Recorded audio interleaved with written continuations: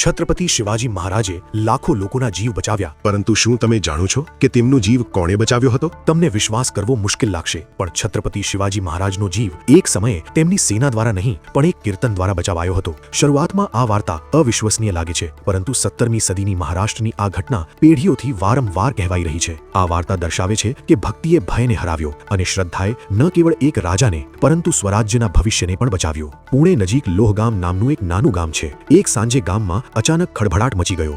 દૂર દૂરથી ઘોડાઓના ખૂરનો અવાજ સંભળાયો, શસ્ત્રોનો રણકાર સંભળાયો. થોડી જ વારમાં જિહાદી મુઘલ આક્રમણકારોએ ગામને ચારે બાજુથી ઘેરી લીધું. ગામમાં ભય ફેલાઈ ગયો. તે જ સમયે ગામના એક ખૂણામાંથી સંત તુકારામ મહારાજના હરિકીર્તનનો અવાજ સંભળાયો. તે ભયાનક વાતાવરણમાં પણ ભગવાન વિઠ્ઠલનું નામ ગુંજી ઉઠ્યું હતું. દરમિયાન બહુ ઓછા લોકો જાણતા હતા કે છત્રપતિ શિવાજી મહારાજ પોતે એક સામાન્ય ભક્તની જેમ કીર્તનમાં ચૂપચાપ હાજર હતા. યુદ્ધ દરમિયાન તેઓ તેમની સેનાથી અલગ થઈ ગયા હતા. આ કટોકટી દરમિયાન શિવાજી મહારાજ સ્વરાજ્યના ભવિષ્ય માટે રણનીતિ બનાવી શકે તેવી સલામત જગ્યા શોધી રહ્યા હતા. સંત તુકારામ બધું જ જાણતા હતા. તેઓ જાણતા હતા કે ગામ ઘેરાયેલું છે. તેમને આભાસ પણ થયો કે શિવાજી મહારાજ ત્યાં હાજર છે. સંત તુકારામ પરિસ્થિતિની ગંભીરતાને પૂરેપૂરી સમજી ગયા હતા, પરંતુ તેમણે કીર્તન બંધ કર્યું નહીં કે કોઈને ભાગી જવાનું કહ્યું નહીં. તેના બદલે તેમણે ભગવાન વિઠ્ઠલના નામનો જાપ વધુ જોરથી કરતા કીર્તન ગાવાનું શરૂ કર્યું. જ્યારે મુગલ સૈનિકોનું એક નાનું જૂથ કીર્તન પાસે પહોંચ્યું ત્યારે તેમને ભય અને અરાજકતાનું વાતાવરણ હોવાની અપેક્ષા હતી, પરંતુ તેમને કંઈક અલગ જ લાગ્યું. વાતાવરણ આધ્યાત્મિક ઉર્જા અને લોકોની અતૂટ ભક્તિથી ભરેલું હતું.